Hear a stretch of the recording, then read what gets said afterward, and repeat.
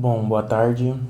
Meu nome é Felipe Nazário. A nossa equipe é composta pelo André, o Bruno, eu, Felipe e o Lucas Erdmann.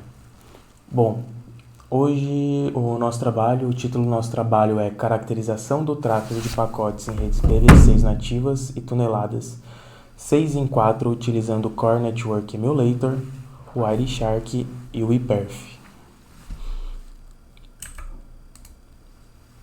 Bom, aqui temos o sumário da nossa apresentação. Vamos falar uma introdução, o contexto do nosso tema, o objetivo do nosso trabalho, falar um pouco sobre o PV6, o tunelamento 6 em 4, falar um pouco da instalação das ferramentas que foram utilizadas no nosso trabalho, os cenários de teste, a execução de alguns comandos e os resultados obtidos.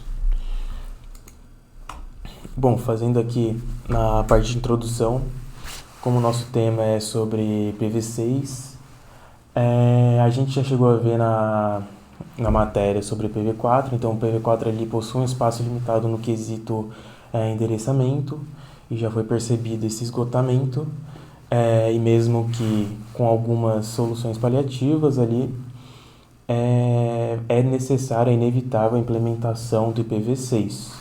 Então o IPv6 ele vem aí para resolver o esgotamento do IPv4. Bom, como a gente vai falar um pouquinho depois do IPv6, mas como ainda não foi adotado completamente o IPv6, vai existir essa coexistência do IPv6 e do IPv4. Bom, aqui temos um gráfico que dá para encontrar lá no site do IPv6BR. Aqui tem como pode-se dizer, a taxa de capabilidade de PV6 nos países. Então, por exemplo, o Brasil ali está na faixa de 54%, alguns países vermelhos que são bem baixo, a França é bem alto, ali no meio, Estados Unidos ali mais ou menos o meio. Então você percebe que mesmo o IPv6 vem sendo mais moderno e necessário, ainda não é amplamente, o IPv4 ainda tem seu espaço. Bom, e nesse quesito, na parte aqui do cenário aqui do nosso trabalho, é comum você encontrar essas situações em que você vai ter a coexistência aqui do IPv6 e do IPv4. Então é normal você encontrar em alguma infraestrutura durante o caminho uma parte que terá o IPv4. Só que o que acontece, para ter essa coexistência, eles não são compatíveis e será necessário alguns processos, alguns mecanismos para que possa, que alguns dispositivos que não têm a capacidade ainda de abordar o IPv6, eles não atrapalhem o funcionamento das redes. Então esse aqui é um exemplo, tem um host aqui, tem o gateway aqui, os dois sorteadores. Então aqui por enquanto aqui a parte PV6 é de PV6. Só que ao encontrar essa parte PV4, aqui pelo desenho ocorre um tunelamento, um empacotamento, que a gente que é o foco aqui do nosso trabalho, pelo menos, e depois vou falar um pouco mais. Então, aqui mais alguns pontos, vocês vão precisar suportar simultaneamente aí o IPv4 e o IPv6. Algumas técnicas de transição vão permitir essa coexistência. E temos algumas categorias principais, aí o dual stack, o tunelamento e a tradução. E com isso, tendo essa parte, nosso trabalho ele vem com esse intuito. A gente vai trabalhar em cima do tunelamento 6 em 4. Então, o foco desse trabalho vai ser caracterizar como é impactado a necessidade da utilização do 6 em 4, já que nem todas as redes vão conseguir ser nativas com IPv6, vai precisar ocorrer alguns processos de transição, e o nosso transição aqui é o 6 em 4.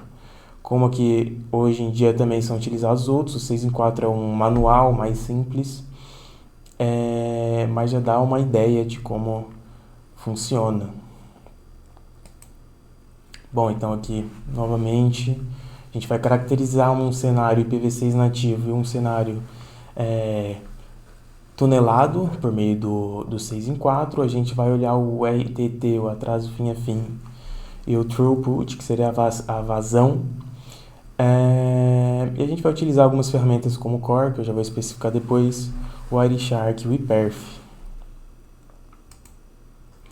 Bom, falando aqui um pouco aqui sobre o IPv6, como já citado, ele vai ter essa ampliação por meio dos 128 bits, que já vai evitar aquele problema do esgotamento do IPv4, e ele já vem com essa capacidade, com o intuito de melhorar a eficiência de roteamento.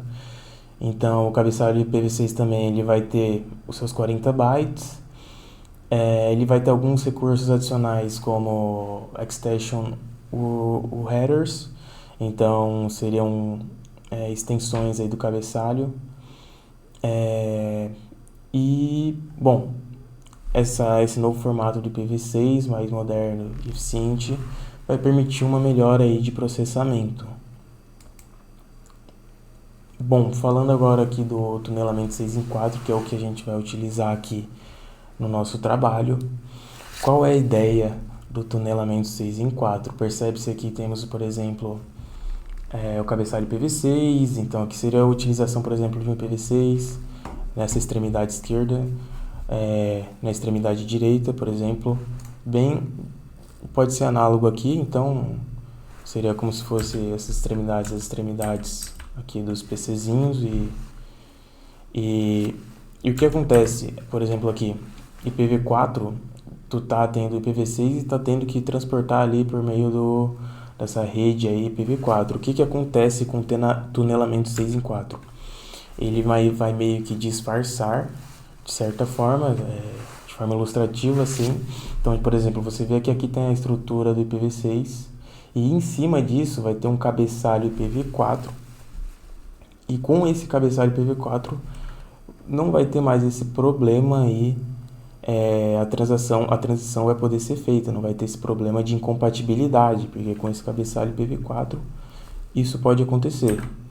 Então seria como se fosse isso aqui, ó, esse desenho aqui no meio, esse quadradinho, a parte roxinha seria o IPv6 e ao redor a parte IPv4 que é feita pelo tunelamento. Então ele dá essa mascarada e permite com que aconteça isso aqui por meio de um túnel, né? Então vai ter um tunelamento que, por meio de alguns comandos que a gente vai mostrar ali também, tu força essa rota e acontece isso aqui por trás dos panos, né? Bom, agora falando do Core Network Emulator, já começando com a parte de instalação, a gente vai usar o Core porque ele é um emulador, ele vai permitir montar nossas redes aí e completar e permitir testar elas, então vai permitir criar esse ambiente. Aqui o comando básico, a gente resumiu alguns comandos, alguns outros são mais questão de especificação e requisitos, então Python 3, por exemplo, já tem que ter. Mas aqui você clona o repositório deles. Como saída vai ter algo assim, você vai conseguir baixar, concluir com sucesso. Você executa o setup e você tem alguma saída aqui falando que é com sucesso, que foi instalado. Você instala o invoke. E por último, para fazer a parte de build e tal, esse comando e você consegue, por final, instalar o core. Bom, agora o Wireshark também, que a gente vai utilizar. O Wireshark a gente já utilizou na disciplina, então vai permitir fazer aquela captura de pacotes. E aqui vai ser importante porque a gente vai poder pegar o pacote ali encapsulado. Então a gente vai poder mostrar a diferença ali, como é que ocorre esses cabeçalhos. Como é que é o cabeçalho do IPv6 nativo e o cabeçalho do IPv4 por meio do tunelamento, né? Que vai ter aquela capa que eu comentei antes. Bom, o ePerf também, o ePerf aqui a gente vai utilizar para gerar tráfego, para medir o nosso desempenho. Então a gente vai poder dar uma comparada na vazão e estabilidade ali entre o IPv6 nativo e aquele E o IPv6 ali em um cenário que utiliza o tunelamento 6 em 4. Bom, agora falando aqui do nosso cenário de teste, teremos duas topologias. Então, pode-se falar. Essa aqui primeiro é IPv6 nativo, então completamente compatível com os IPv6. Dois hosts, o objetivo vai ser interagir com esses dois hosts. Temos aí alguns roteadores. E aqui é sem problema, com IPv6 nativos, vai dar um ping ali e os outros comandos ali, não vai ter problema ali. Então esse aqui seria o cenário 1, né? O cenário A. Temos aqui agora o cenário B, que vai utilizar a parte de tunelamento. Na parte de tunelamento aqui temos essa parte aqui. Então, aqui percebe-se bem aparente com aquela outra imagem lá do desenho. Então, temos aqui dois roteadores aqui que não estão compatíveis, que foram desabilitados ali por meio de comando para garantir ali o IPv6. Então, aqui tem toda a arquitetura utilizando, a topologia utilizando o IPv6. Eles querem chegar ao outro lado, só que só vai ser possível por meio do túnel. Mesmo esquema daquela fotinha lá do começo da introdução. Então teremos aqui dois túneis na nossa topologia, o túnel 1 e o túnel 2, aqui só para dar uma complexidade. E é isso. Bom, aqui mais algumas especificações. Você configura ali os dois nós, ativa... então é isso, vai precisar criar aqui esses dois túneis entre o R6 e o H2, o R5H2, o R2R4, e é isso. Bom, e na parte aqui de dados, então a gente vai também utilizar aqui o iperf para gerar o tráfego entre o H1 e o H2, o iperf, e a gente vai em alguns pontos aqui, por exemplo, no R4, o R4 que vai ter uma extremidade de tunelamento, a gente vai aplicar o Wireshark aqui no nosso experimento. Então, nos dois cenários, no cenário IPv6 nativo e o nosso cenário aqui com o 6 em 4. Quando você bota o Wireshark aqui, por exemplo, no 6 em 4, você vai perceber aquela mudança nos cabeçalhos, né? Enquanto no IPv6 nativo, não. Vai ser o IPv6 normal. Então, vai ter isso. Então, utilizaremos aqui, por exemplo, o iperf entre o H1 e o H2. Para o RTT, utilizaremos simplesmente um ping. E aqui, utilizaremos o Wireshark para dar essa analisada. Só para analisar o quesito da estrutura, anatomia ali dos pacotes, né? Bom, agora falando um pouco da execução do experimento, considerando que já foi instalado, com esses dois comandinhos aí você consegue abrir já o Core. Então o Core Network lembra, é um software de emulador de rede, então você vai ter acessos aqui, por exemplo, colocar o seu host, o seu roteador, switch, hub, conectar. Aqui vai ter a partezinha aqui em cima de run. Aqui, por exemplo, um exemplo, quando você dá o run aqui, dá um double click aqui no host, por exemplo, no roteador, você tem acesso ao terminal e você consegue aqui utilizar os comandos que a gente vai fazer no nosso trabalho, por exemplo, o IP ADDR, ver as interfaces e tal. Bom, e aqui a gente já vai começar a executar, né? Aqui temos esse comando aqui de ping. A gente já vai salvar aqui nos valores de TXT, que a gente já vai utilizar para o RTT, né? Então, ping. E aqui, no nosso caso, seria do H1 aqui embaixo, passando lá por cima, indo no H2. Então, você coloca aqui e no final ele já salva lá no experimento. E o bom disso do Core é que ele salva dentro dos nós. Então, esse arquivinho aqui vai estar dentro desse nó H1. Você vai lá, salva e consegue utilizar. Bom, aqui a gente já está começando a ver a parte do iperf. Então lá no H2, que vai ser como se fosse o servidor do iperf, a gente bota iperf-s, vai dar esse resultadinho. E aqui utiliza o comando aqui do iperf, né? E também salva aqui no JSON para melhor geração de gráficos. Você vai ter isso aqui, então. coloca lá no H1, abriu o terminal dele, no H2 você tem lá esse resultado aqui. O Wireshark, mesma coisa, você vai lá no nó, esse comando aqui, tendo instalado na sua máquina host, você consegue, ele já abre, e você consegue selecionar ali igual o Wireshark normal, né? Bom, aqui nessa parte, uma parte importante que é o comando da criação do túnel. Isso aqui você vai utilizar no R2.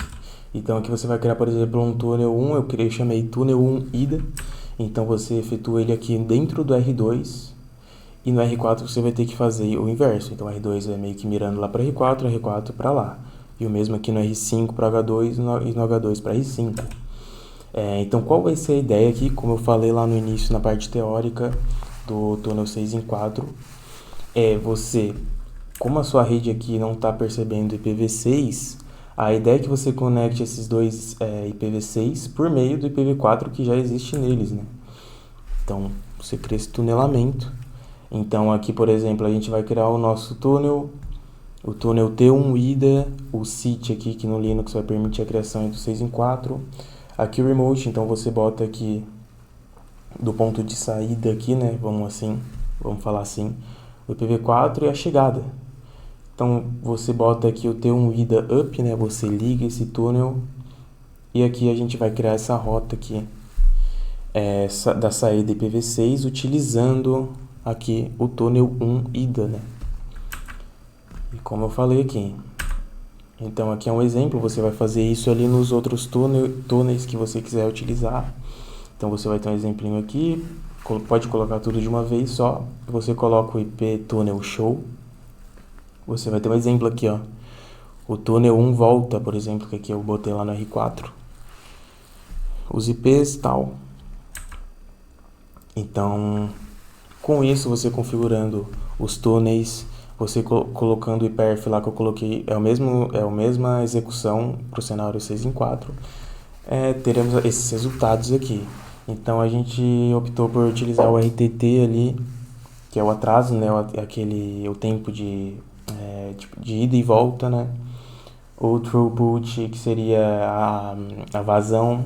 E ali a gente fez duas capturas no Wireshark para perceber essa diferença na anatomia ali dos cabeçalhos, né? Dos dois, para mostrar como funciona. Então aqui no RTT do IPv6 nativo, a gente teve essa média aqui de 0,121 milissegundos. Aqui no 6 em 4, 0,139. Um pouquinho maior, relativamente assim. Agora no throughput, a gente fez a mesma coisa para IPv6 nativo ali, utilizando o IPerf lá, como eu mostrei no começo. Teve essa média aqui de 1059 Mbps, tendo esse gráfico. E já no 6 em 4 a gente teve essa média aqui que foi relativamente menor, de 876 Mbps. Bom, e aqui agora começa a parte utilizando o IPv6 nativo, a captura padrão lá. Não teve normal, então aqui vai ter a parte do IPv6. E a captura aqui que a gente fez lá utilizando os túneis teve essa cara aqui, né? Como eu falei lá no começo, a parte do IPv4 em cima do IPv6. Aqui, por exemplo, você consegue ver o header aqui do IPv4 de 20 bytes. Você consegue ver o que é o protocolo IPv6 41. O protocolo 41, que é o que faz com que tu característica dos túneis 6 em 4, né? Então, como eu falei, né, a ideia era meio que mostrar a parte dessa imagem aqui pela captura do pacote. Então, cabeçalho IPv4, IPv6, cabeçalho IPv4, IPv6. Bom, e aqui falando agora dos resultados obtidos ali, como conclusão, o IPv6 nativo ele tem aquela vazão ligeiramente superior, consideravelmente superior, considerando o cenário tunelado. Então tu consegue perceber um pouco desse impacto do 6 em 4, né? tendo um pouco de sobrecarga, principalmente na parte de que você acaba encapsulando e desencapsulando, podendo afetar ali no tempo do ping, afetando no RTT. Então, mas a eficiência 6 em 4 ainda é considerável, permite ter essa transição, você, mesmo que tenha uma perca de desempenho, não é nada muito bizarro, tanto que a gente viu na revisão bibliográfica, alguns exemplos, em alguns testes um pouco mais complexos, assim, bem feitos, chegava a ser melhor, assim, em alguns casos, melhor que IPv4, pouco, ou comparável ao IPv6, assim, não dominava, mas um caso ou outro conseguia, pela nossa visão bibliográfica. Então, conclusão, a gente tem aí do IPv6 nativo que, bom, vai ter esse menor RTT, é o melhor dos casos, infelizmente não vai ser possível implementar e todo mundo conseguir ter todos os dispositivos IPv6, então o tunelamento 6 em 4 vai dar essa sobrecarga leve. Então, 6 em 4 não pode ser descartado, ele ainda é uma solução prática e, bom, ainda tem essa importância atual que é necessário essas técnicas de tunelamento ou de transição aí para o uso das redes aí. Bom, considerando isso, temos aqui as nossas referências, um pouco da parte do core, documentação, o livro do laboratório IPv6, que eles fazem conteúdo sobre IPv6 aqui no Brasil, algumas RFCs, e é isso. Obrigado pela atenção.